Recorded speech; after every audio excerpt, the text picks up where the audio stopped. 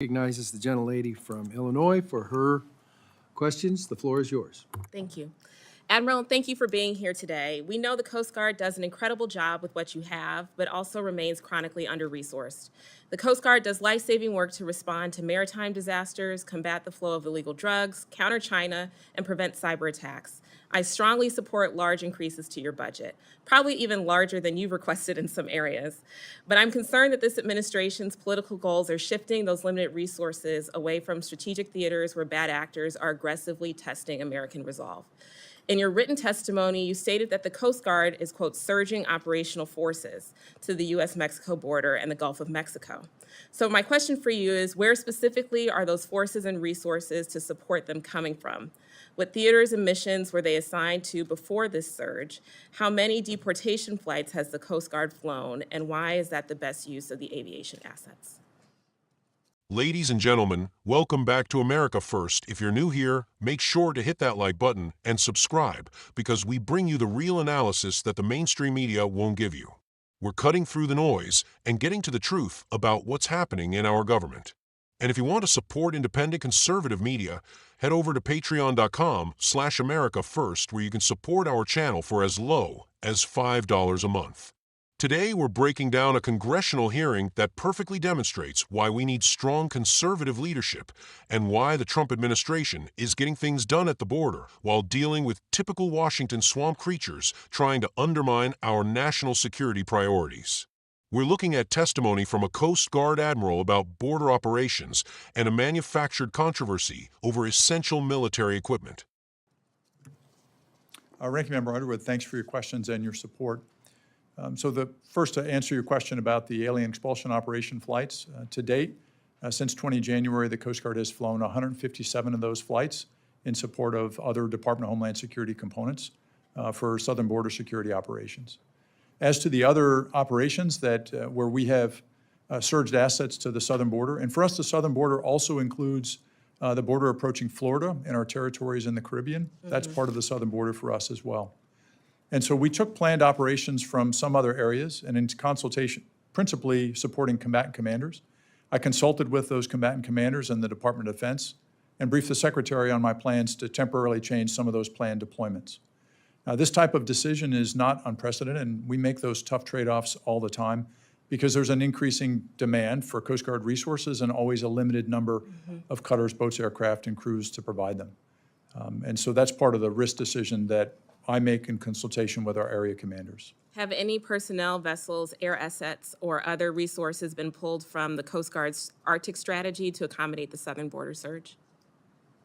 No, Ranking Member Underwood, they have not. What about your Indo-Pacific mission? Did you reduce lift capacity in the region in favor of more deportation flights here? And are we going to be slower in building our presence there as a result of the surge? Ranking Member Underwood, there were 2 operational deployments that I directed be changed through that process I described before. And I want to be specific about that. One was a planned patrol working for Indo-Pacific Command, one of our national security cutters.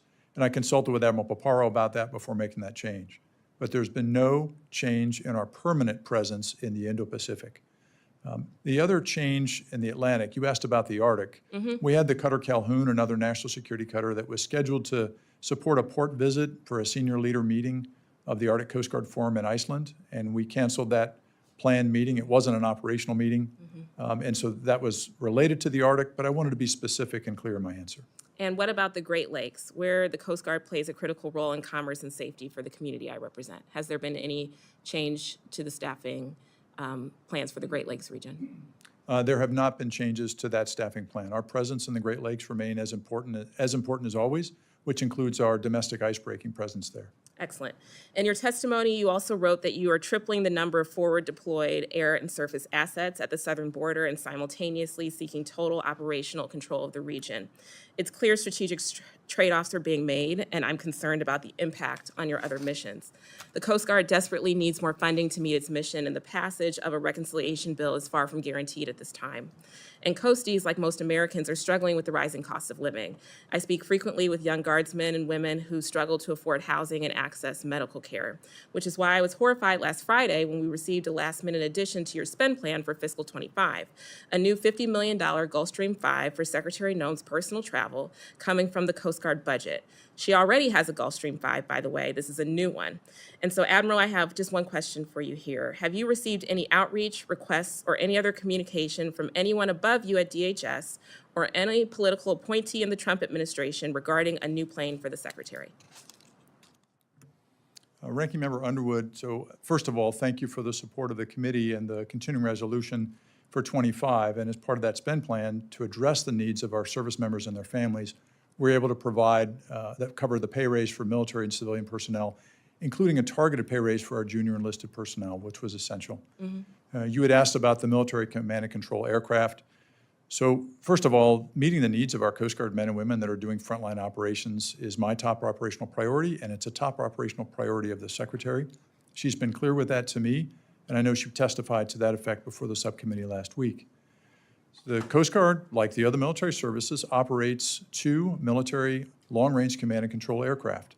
This is part of our military operational fleet of aircraft. These are C-37 variants. The older one is a C-37 Alpha variant. And like a lot of the rest of our operational aviation fleet and our cutters and our boats and our shore facilities, it's old and it's approaching obsolescence and the end of its service life. The avionics are increasingly obsolete. The communications are increasingly unreliable, and it's in need of recapitalization like much of the rest of the fleet. But this aircraft is necessary to provide the Secretary, the Deputy Secretary, me as the Acting Commandant, the Acting Vice, and our 2 area commanders with secure, reliable, on-demand communications and movement to go forward, visit our operating forces conducting the missions, and then come back here to Washington to make sure we can work together to get them what they need. Mr. Chairman, my time's expired. I just want to note that I didn't hear the Admiral answer the question about whether he was directed to purchase this new Gulfstream 5, and I just want to note that as I conclude my time. Thank you. I yield back. Let me start by saying something that should be obvious to every American patriot watching this. The Coast Guard has conducted 157 deportation flights since January 20th. That's President Trump getting results in his first weeks back in office. While the previous administration was flying illegal immigrants into American communities in the dead of night, this administration is flying them back where they came from. That's what real border security looks like, and that's exactly what the American people voted for in November. Now, Representative Underwood from Illinois, a Democrat of course, is complaining about resources being shifted to the southern border. Let me ask you something, patriots. What exactly is more important than securing our border? She's worried about other missions being affected, but here's the reality check. We have been invaded. We have millions of illegal aliens in this country who shouldn't be here, and it's going to take every available resource to fix the mess that 4 years of Biden-Harris policies created. The Admiral explained that they consulted with combatant commanders before making these operational changes. That's called responsible leadership. That's called coordination. They didn't just randomly pull resources. They made strategic decisions after consulting with military leadership. But Democrats don't want to hear about strategy or coordination. They want to complain about actually enforcing our immigration laws.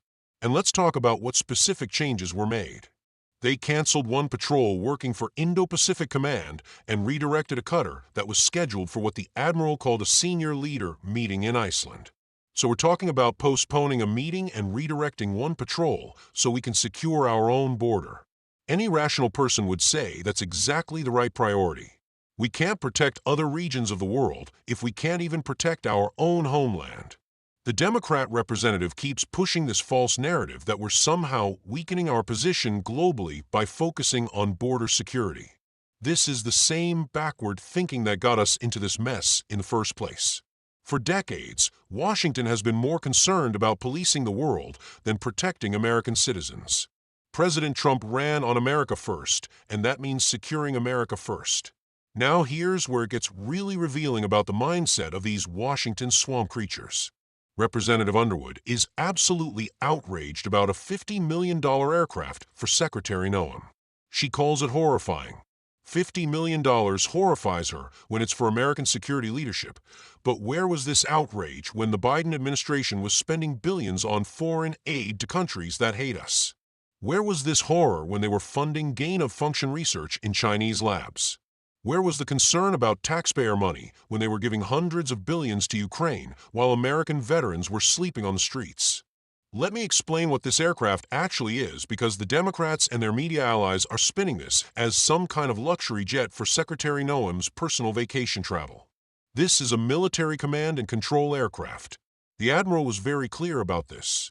It's a C-37 variant that provides secure, reliable, on-demand communications for the Secretary of Homeland Security, the Deputy Secretary, the Admiral, and area commanders. Think about what the Department of Homeland Security is responsible for. They're coordinating border security, immigration enforcement, cybersecurity, disaster response, and counterterrorism operations across the entire United States. The Secretary needs to be able to communicate securely with military and law enforcement agencies, sometimes from remote locations, sometimes during active operations. This isn't about comfort or luxury. This is about operational capability and national security. The Admiral explained that the current aircraft is old and approaching obsolescence. The avionics are obsolete, the communications are unreliable. So we have the Secretary of Homeland Security flying around in equipment that might not work when she needs it most. Does that sound like responsible government to you? Does that sound like something we should accept for our national security leadership? But here's what really gets me about this whole manufactured controversy. Secretary Noem is leading the largest deportation operation in American history. She's coordinating with ICE, Border Patrol, the Coast Guard, state and local law enforcement, and international partners to remove millions of people who are here illegally. This is exactly what President Trump promised, and it's exactly what the American people voted for. And Democrats are complaining that she has the equipment she needs to do the job. The hypocrisy is staggering. These are the same people who had no problem when Nancy Pelosi was using military aircraft for personal travel to visit her family in California. These are the same people who said nothing when Biden administration officials were flying around the world on taxpayer-funded jets for climate conferences and diplomatic vacations. But when a Republican secretary is using military aircraft to coordinate actual national security operations, suddenly they're concerned about government spending. And let's address the bigger picture here about Coast Guard funding and resources. Representative Underwood says she supports increasing the Coast Guard budget, and that's good. The Coast Guard does incredible work with limited resources, but she's complaining about those resources being used for border security. She wants to fund the Coast Guard but doesn't want them actually securing the border. That's the kind of backwards thinking that has dominated Washington for too long. The Coast Guard has been conducting immigration enforcement operations for decades. This isn't some new political mission that Trump invented. The Coast Guard has always been responsible for maritime border security, drug interdiction, and immigration enforcement. The only difference now is that we have an administration that actually wants them to do their job effectively instead of catch and release. Representative Underwood is also concerned about the Indo-Pacific and our presence there. I want to be clear about something. A strong America that secures its own border is better positioned to project strength globally than a weak America that can't even control who enters its territory. You think China respects a country that can't secure its own border? You think our allies trust us to defend them when we won't defend ourselves? The Admiral made it clear that there's been no change to permanent presence in the Indo-Pacific. They temporarily adjusted one planned patrol. Meanwhile, we're dramatically increasing our operational capability at the southern border, where we have an active invasion happening right now. That's called setting priorities based on the actual threats we face. And here's something else that Democrats don't want to talk about. Securing the border isn't just about immigration. It's about drug trafficking, human trafficking, weapons smuggling, and potential terrorist infiltration. When the Coast Guard is conducting these 157 deportation flights, they're not just removing people who entered illegally. They're dismantling networks that exploit human misery for profit. They're removing people who may be connected to cartels, gangs, or worse. The resources being used for border security aren't being wasted. They're being used to protect American communities from fentanyl, from violent criminals, from people who have already been deported multiple times and keep coming back. Every successful deportation flight represents American families who are safer because dangerous individuals have been removed from our communities. Now, the Democrat representative tried to make this emotional by talking about young Coast Guard members struggling with housing and medical care. That's a legitimate concern, and the Admiral addressed it by mentioning the pay raises that are part of the spending plan. But You know what doesn't help Coast Guard families? Having their resources spread so thin across the globe that they can't effectively protect their own country. You know what doesn't help military families? Having their leadership using outdated, unreliable equipment that might fail during crisis. This is exactly the kind of false choice that Washington swamp creatures love to present. They act like we can either take care of our military families or provide them with effective equipment, but not both.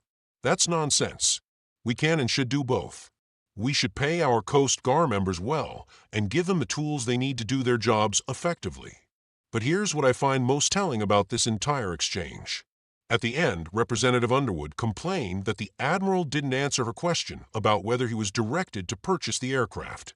She wanted him to say that political appointees in the Trump administration ordered him to buy a luxury jet for Secretary Noem.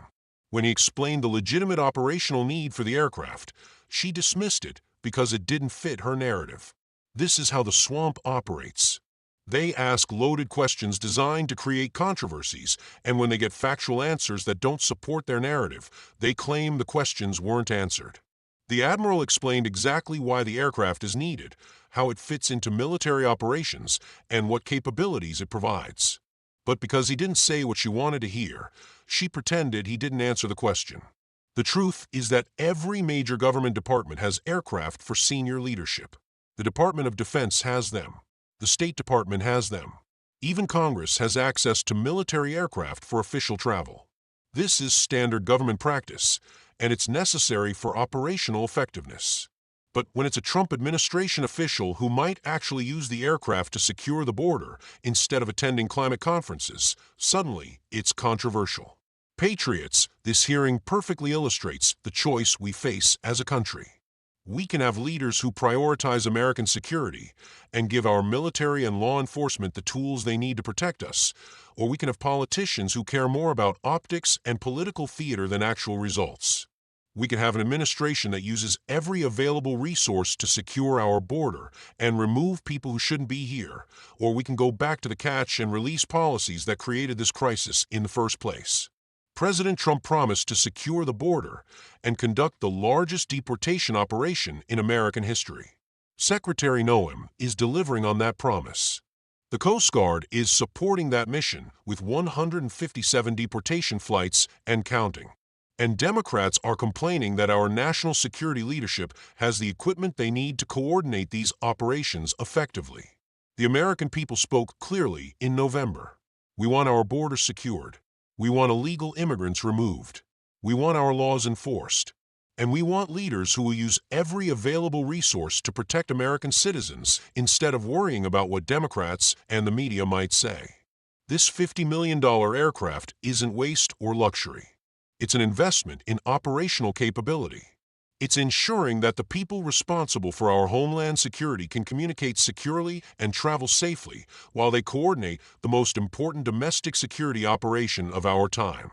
Any conservative who actually cares about border security and national defense should support giving our leaders the tools they need to succeed. The fact that Democrats are more outraged about this aircraft than they were about billions in wasteful spending under the previous administration tells you everything you need to know about their priorities. They don't actually care about government waste. They care about stopping effective border enforcement.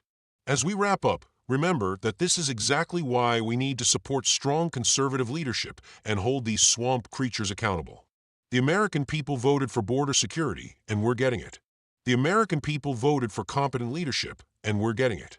And the American people voted for an end to the backwards priorities that put foreign interests ahead of American interests. So when you hear Democrats complaining about the cost of border security or the equipment our leaders need to enforce our laws, remember what they weren't complaining about for the past 4 years. Remember the billions wasted on foreign adventures while our own border remained wide open. Remember the luxury travel and wasteful spending that they ignored when it was their people doing it. The Coast Guard is doing outstanding work under difficult circumstances. They deserve our support, proper funding, and effective leadership. Secretary Noem is providing that leadership, and she deserves the tools necessary to coordinate complex operations across multiple agencies and jurisdictions. This is what America First looks like in practice. This is what happens when we elect leaders who actually care about protecting Americans instead of managing America's decline. And this is why we need to keep supporting President Trump's agenda and the officials who are implementing it effectively. Patriots, make sure you like this video if you found it informative, subscribe for more real analysis of what's happening in Washington, and support our work at patreon.com/AmericaFirst. We'll keep bringing you the truth while the mainstream media keeps pushing narratives designed to undermine effective conservative governance. Until next time, keep fighting for America first, and remember that we're winning because we're finally putting American interests first. God bless you all, and God bless America.